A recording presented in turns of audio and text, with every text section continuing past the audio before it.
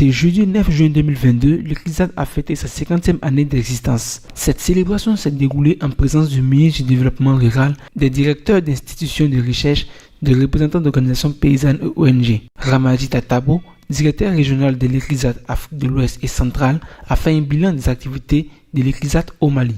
Les 50 années d'activité ont eu un impact significatif sur le bien-être des paysans, des populations qui vivent dans la zone semi-aride de l'Afrique et au sud du Sahara bien sûr, et de l'Asie au sud d'Asie. On a développé des variétés qui sont résistantes à la sécheresse, tolérantes à la sécheresse et aux différentes maladies, les variétés du sorgho, les variétés du petit mil et d'arachide.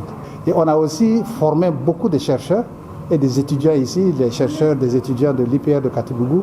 Donc notre mandat, c'est aussi le renforcement des capacités. C'est un bilan très positif. On a aussi maintenant introduit l'aspect de genre dans nos activités pour que les femmes qui sont les plus actives dans les activités champêtres puissent être intégrées dans notre système de recherche pour qu'on puisse répondre à leurs besoins.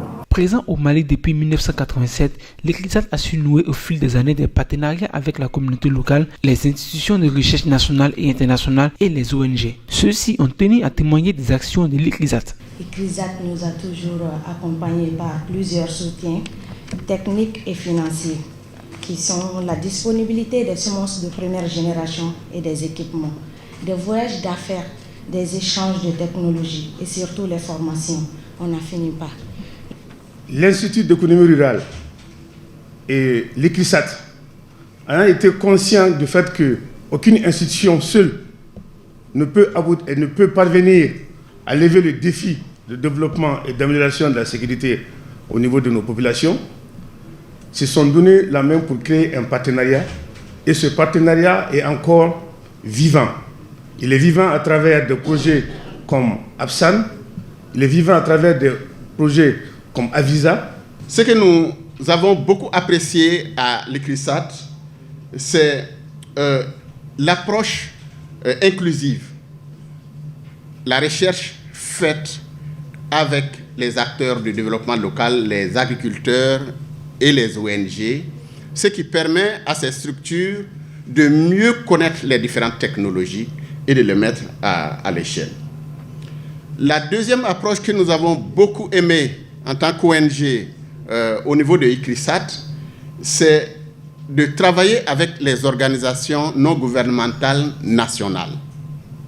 L'ICRISAT, c'est un service qui est à notre côté ici.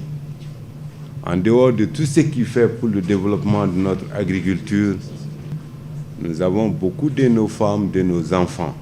Ce service, il est très important pour nous au niveau de la commune rurale du Mandi.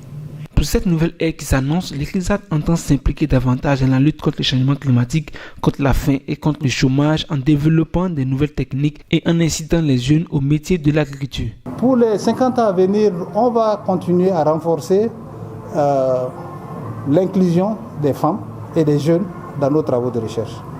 Vous savez que le chômage en Afrique maintenant au sud du Sahara, c'est très élevé. 70%, 60% de nos jeunes n'ont pas de boulot. On voudrait faire de telle sorte qu'on peut sensibiliser les gouvernements, sensibiliser les jeunes que la terre ne ment pas, la terre nourrit. Au lieu d'avoir beaucoup de jeunes dans les capitales qui sont là, il faudrait améliorer les conditions dans les villages pour que les jeunes puissent aller là-bas, regarder leur télé, faire leur et puis travailler la terre. Mais la terre aussi, pour travailler la terre, il faut avoir un capital. Tu dis à un jeune d'aller faire une ferme ou quelque chose, mais s'il n'a pas d'argent, si ses parents n'ont pas une terre pour lui donner. Donc le problème foncier est aussi très important. Mais ça, c'est le gouvernement qui doit s'atteler à ça pour pouvoir mettre ces terres à la disposition des paysans. Et nous, en tant que centre de recherche, nous pouvons mettre les technologies à la disposition de ces producteurs. Donc je pense que dans les 50 ans à venir, on continuera à travailler avec les programmes, les gouvernements, faire le plaidoyer, surtout pour vraiment investir dans la recherche.